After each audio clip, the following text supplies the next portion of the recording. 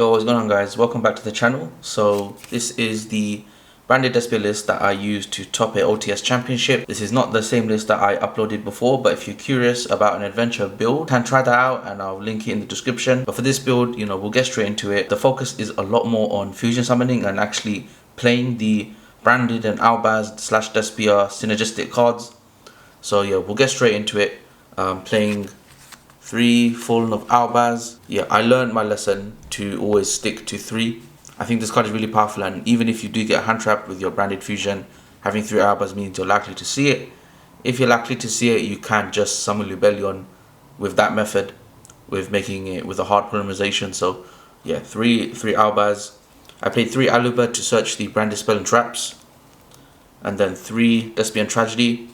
Because we played the Allure, and because we play Branded Opening, we can easily trigger the effect of Despian Tragedy. And then the next cards were 1 Ad Libitum, 1 Despian Comedy, and 1 Dramaturge of Despia. So these all came into play big time. But the one that was the most interesting was actually the Despian Comedy. I didn't get to use it as much, but when I did, it really made an impact, and I was able to dodge infinite impermanences with Despian Comedy. As for Dramaturge of Despia, this card helped me with a lot of OTKs and just summoning enough attack to win the game. And that's why we play Dramaturge. It can also be used to summon Brigand and Titaniclad, and that actually does come in sometimes. So yeah, Dramaturge was another MVP. But as far as these 3, Ad Libitum always, every Branded player will agree with me, this guy always puts in the work. Next card, Ejim Chain. So of course we're playing the Patchwork engine. It's really efficient, and it lets us use these as Allure banishes. It lets us use them as discard banishes, and it's a dark target for fusion summoning and Guardian Chimera. So that's Ejim Chain. And then we play the small efficiency / draw monster negation engine. So how this engine works is, if Macaria is banished, let's say with the Law of Darkness or Branded Red, you add either of these to your hand because they mentioned Full of Albaz. But typically you would add Albion the Shrouded Dragon, send this to grave with Branded Sword, you draw a card, and then Branded Sword banishes from grave to add Macaria back to hand. So it's a very, very efficient way of just searching for your deck. And these cards are not bad to draw as well. Again, they're fusion targets and they're really good for that reason. One quick thing to highlight, by the way, Springen's Kit, really, really cool card. I wish it didn't have the effect where you have to put a card back to the bottom of the deck, but that's fine. It just gives us another way to search for a Branded Spell or Trap, and it can be special summoned. Last 3 monsters. I'm playing Crossout, and I only sided in 1 copy of the Ash and the Crow. If we get ashed, it's really, really difficult. So having that insurance actually won me a lot of games, So I'm really glad I put it in. And of course, Fairytale Snow, this is one of the, I want to say, scariest cards of the deck. The fact we can Foolish Burial with Branded Fusion makes it a real threat. So yeah, that's the monsters. We'll move straight on to the spells and traps. So spells and traps are not too complicated. It's quite simple. Branded Fusion is essentially the best card of the deck. We run 3, and then we run 3 Branded Opening, which allows us to get into the Allure, which searches the Branded Spell and Traps. I think this is the part where things differ, simply because Branded Red, while it's an incredible card, it can break sometimes, and having a Despia engrave isn't always the case. So I've decided to run 2, and I typically side 1 out. Because I side 1 out, I might want to run it at 3, let's see. But for now, yeah, I'm running at 2, and I really liked it at 2, to be honest. And then running the Branded Lost, which goes with the Full of Albaz packages like the kit, Albion the Shrouded Dragon, and Macaria. So yeah, Branded Lost is another way that we can search. It does make us lose to Joel quite a bit, but regardless, it's got a really good protection effect, and I think a really cool way that doesn't let the opponent respond to our Guardian Chimeras and Mirror Jades. So yeah, love that card. Next, we're running 3 droplets because we just need that negation. We do end up with a lot of, I want to say, resources on board and fields, on board and hand. So we can send those with droplets. And the droplets, again, just a really universal, powerful card. 3 Crossout Designator. Now this card I have to talk about, okay? So in siding, I would side 1 Dimensional Barrier, knowing that my opponent is going to main it and, try and out my deck just by calling Fusion. But I was prepared, guys. I cross-outed quite a few opponents and just called D Barrier. And it's crazy how much momentum we get from resolving that. So I'm never taking this card out. I love this card in this deck. It's almost like it was made for this deck. Right for Patchwork, again, to search the Ejim Chain, to search the polymerization. and these cards really just, you know, they go together. And I'm running the one Foolish Burial and the one Call by the Grave. These are cards you just have to add. Foolish Burial can send Tragedy, Tragedy such Allure, and Call by the Grave stops the Ash Blossoms. Next, Allure of Darkness. So this is our draw power of the deck. Because it's not once per turn, we can spam them. I think there was a turn where I activated 2 of them and I found my Tragedy, banished Tragedy, such Allure, and the Allure went into Mirror Jade because of the Branded Fusion combo. So yeah, Allure of Darkness is a really good keeper of the deck, and I think with the Despia and Tragedy interaction and Makari interaction, it's a no-brainer. And we'll go into the traps, which there isn't many of. I'll just get into it straight away. We run 1 Infinite Permanence as a Crossout target. Again, the Branded Sword, as mentioned, can banish from grave to search a Full of Albaz monster, or a monster that mentions it, from banish to your hand. And you know, sometimes when you summon the Albion, the Branded Dragon, you will have to banish your Albaz, and this card can actually bring it back from the banish pile. So I really like that interaction. Yeah, I'm not sure why I didn't play this engine before.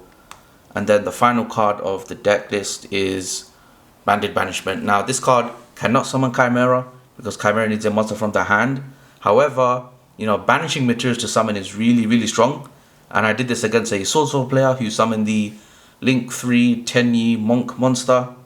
Because it was a lie, I managed to bring back a Dramaturge of the Despia, banish both monsters, and just close out the game. So I love Banishment, and oh, it plays around Anti-Spell as well, which we can't ignore as branded players. So I really like this card, and it helped me win a lot of games as well. I would usually side it out though. So that was the spells and traps. We're going to go straight into the extra deck and talk about that. Very similar ratios to what's usually seen in branded decks, but yeah, I'll show you what I played. So of course it wouldn't be a branded deck without the Mirror Jade, the Ice Blade Dragon. Of course we have to play this. I think 2 is the perfect ratio, by the way. The next card, which people might seem controversial, is Albion the Branded Dragon. I want to try running it at 3 simply because I did find scenarios where I needed 3. You know, the fact we set branded spell traps so often, and that's actually how we interact with the opponent for the most part, is why this card is probably run at 3. You summon 1, you send 1, and you just need that 3rd one. Yeah, I'd say I missed it. And I think the card I would take out would probably be Titaniclad the Ash Dragon. To be honest, it just didn't come up. Now, in my branded adventure list, I really like this card and I summoned it quite a bit. So maybe that's you know, an interesting take where maybe I just had a different play style. But yeah, I would take this card out for the 3rd Albion. While we're talking about Albaz Dragons, we'll just mention Brigand quickly. We play Brigand simply because it can search Macaria, and it's actually decent against some decks that target with monster effects, which I found myself summoning quite a bit of. But yeah, Brigand is really cool. And then of course we play the 2 Libellion. On summon it shuffles back to fusion summon, and that's really good. We did play the Abelentas. You know, I'm respecting Dragon Link despite having I guess a smaller turnout in the event. Regardless, I think it's just a good card to have, and you know, you can in a pinch send it to grave with Mirror Jade to such a branded fusion, which isn't bad. And then I played the 1 Masquerade, so I need to talk about this card because the last 3 decks I played in the final 3 runs were Mystic Mine. This is the way we actually deal with Mystic Mine quite well. And running 1 just means, you know, you're less likely to play around that mine, burn them. So when they try to stall for time, you're actually still winning. So going forward, I think I will try and fit 2 and never just run 1. I don't think it's the right idea. And next, running the Despian Quertus and the Preskenian. Quertus is a must. It's just an easy Despian monster you can fusion summon, and its effect is really good. It's the Sword checkmate, and it provides a lot of value to non-fusion decks, and it does give them a hard time. It can also shut down Access Code Token, which is really good too. And then Preskenian, this is one of my favorite cards of the deck. I just love how it's an absolute closer and can, you know, really ensure that you're going to win the game. It can burn, it can special opponents, extra deck monsters in their graveyard, or banish them. And yeah, it's a surprising card that I don't think a lot of people expect to lose by, but it definitely happens. So that's Preskenian. I think in Super Poly decks, he's way more live. I didn't play Super Poly, and I think I regret that. That said, yeah, Preskenian is a really good card. Of course, we play the 1 Dragon's Tapela, which we go into quite often. And then to round it off, Guardian Chimera. So I don't think you ever run Chimera at 3. I think that's too much. But yeah, Guardian Chimera is our ultimate closer. If the opponent goes 2nd, we can brand in red. We set that with Albion, and then we resolve it. We do like a draw 2, pop 1. Mirror Jade comes back, and we chain block so Chimera can't get negated. And it's just a really powerful way of disrupting the opponent. And it's not a board that they can just double no more, because remember, Chimera comes out after, you know, you've used your interactions on board. So yeah, Guardian Chimera is, I think, another card that enabled this deck to be as competitive as it is right now. And yeah, let's go into the side deck. What I'm gonna say is I didn't prepare enough for Mystic Mind decks, and I think going forward I will probably main some back row destruction just to again respect that matchup. But that said, we'll get straight into it. I thought I'd be playing against any Eldritch. I played against Zero, which is really awkward. So Red Reboot didn't actually do anything, but regardless, I'll still keep it in. We have to respect those floodgates. We have to respect those trap decks. I didn't get anti-spelled once, by the way, too, in this event. I got debarred every match, every round, sorry. Going second evenly just gets rid of the board and makes our lives easier. Running 3-dimensional barrier so we can take out Sword Soul. We can take out, to an extent, Punk Synchro. There's other fusion decks like Branded. We just declare fusion. But most importantly, again, we side one in for the Crossout. And I can't count how many times that interaction worked out for me.